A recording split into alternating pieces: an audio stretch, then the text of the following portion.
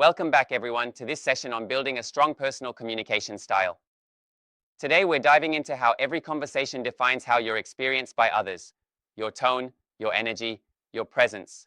I'm really excited about this. It's such a core part of our everyday lives. What do you think is the essence of a communication style? It's basically how you naturally express yourself, right? It's not just about the words you choose, but also the energy or the vibe you bring to any Exactly. interaction. I see. So it's like the unique signature you leave behind, whether you're chatting in a meeting or catching up with a friend. Exactly. And it's um, what people remember about you. Your tone, your clarity, how you actively listen. It all shapes your Yep, communication that's so style. true. And you know what's super interesting? That subtle difference between copying someone's style and developing your own. Right, copying, as in trying to mimic someone else's style, might feel tempting if you admire their way of speaking, but it usually feels off, unnatural, you know? Agreed. So then, what would you suggest? Learning from others and then adapting it. Exactly. It's like, think of it as borrowing a brilliant idea for inspiration and then customizing it to fit what comes naturally to you. Right on. I like that. It's almost like you take a slice of another's method, but you add your own secret spice. Yep, totally. And that brings us to the great point, identifying your strengths. Everyone has communication strengths. For some, it might be storytelling. For others, clarity or a soothing, calm presence. Yeah, exactly. So, what should someone do if they're not even aware of their natural strengths? They should reflect and ask themselves what feels most natural. Are you known for sparking laughter or maybe for providing direct, clear advice? That's a good question. But if I may, isn't there a risk that constantly self-assessing might lead to overthinking? Could it, possibly paralyze genuine expression? That's a fair challenge. I see what you're saying. But I think finding out your natural inclinations is not about overanalysis. It's about free flowing discovery. You ask, what comes naturally? And then um, build on it without forcing anything unnatural. Right, I can see that perspective. Speaking of building, how does one then decide on their core communication style once they figure out those strengths? Great question. Once you identify these strengths, decide what core attributes you want to be known for. Is it being clear and direct, calm and thoughtful, or energetic and expressive? That core style becomes like your identity, your brand. I get that. So basically, consistency becomes key, right? Because if your style keeps changing, people might get confused. Absolutely. Consistency in communication builds trust. It makes people know what to expect from you. And that's super important in any relationship, professional or personal. Yep, definitely. But then, doesn't life demand a bit of adaptation too? I mean, sometimes you need to adjust your tone depending on the context. Right, you are. That's the balance. Adapt without losing your core self. Think of it like um, being flexible at a meeting versus a relaxed chat with friends. Your core personality stays intact, even though you might dress it up a bit differently for each Exactly, scenario. that makes perfect sense. Got it. So clarity and simplicity are also vital components of a strong style, right? For sure, a communication style should be clear and not overcomplicated. When you overthink your message with unnecessary detail, it can um, dilute the impact. Clarity in your message builds confidence and helps your listeners understand you better. Yeah, definitely. And then there's the notion of using your natural energy. Not everyone is a fountain of energy, and that's okay. Exactly. If you're naturally calm, then embrace that. If you're more expressive, then use that dynamic energy. Forcing an unnatural energy can come off as disingenuous. Totally.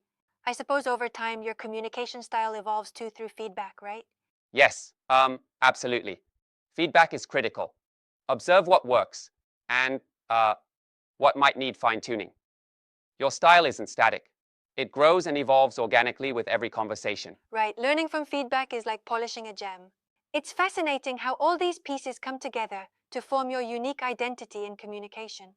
Totally. When everything aligns, your natural strengths, adapted approaches, consistency, clarity, and continuous improvement, it becomes your personal brand. People start to associate you with that style, that way of expressing Yep, yourself. that really sums it up.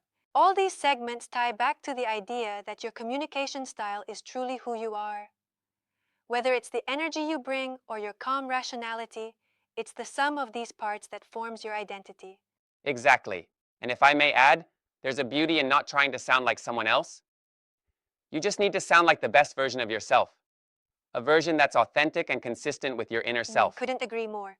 Sometimes I wonder if, in pursuit of improvement, people might accidentally dilute their core message with too much forced style changes.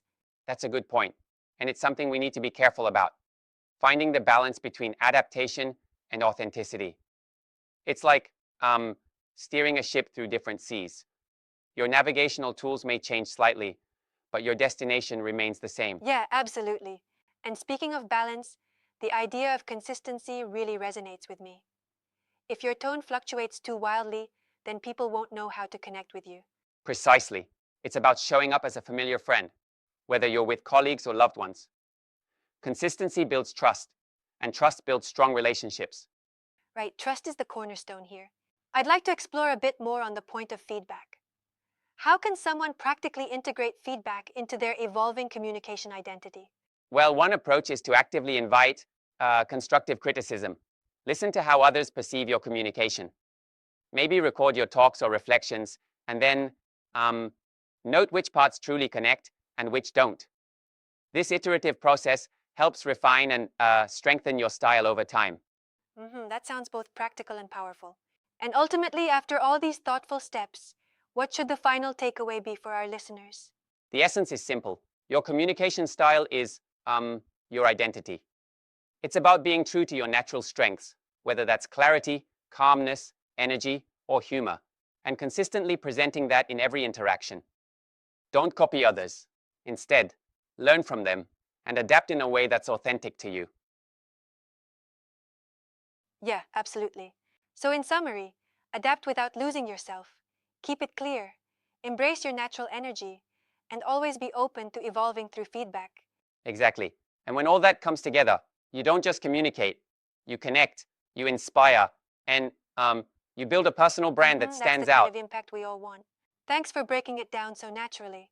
It's like each conversation is a little masterpiece of self expression. Exactly. And as we wrap up, remember, your communication style is your identity in every conversation.